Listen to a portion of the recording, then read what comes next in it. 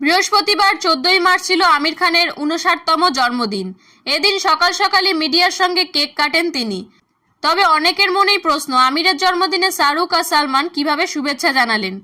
তা না জানা গেলেও জন্মদিন উপলক্ষে লাইভে এসেও দুই খান বন্ধুকে নিয়ে মুখ খুললেন বলিউডের মিস্টার পারফেকশনিস্ট।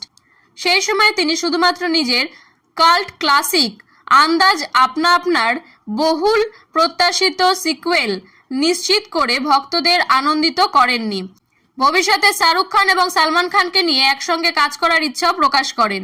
খান ত্রয়ী একসঙ্গে রূপলী পর্দায় আবির্ভূত হওয়ার সম্ভাবনা সম্পর্কে একজন ভক্তের প্রশ্নের জবাবে আমির প্রকাশ করেন যে তারা অনেক দিন ধরেই এটা নিয়ে চিন্তা করছেন। আমাদের দর্শকদের জন্য এমন ভাবনা মাথাতে আছে। আমি আশা করি ভালো স্ক্রিপ্ট পেলে তাতে তিনজনই হ্যাঁ বলবো।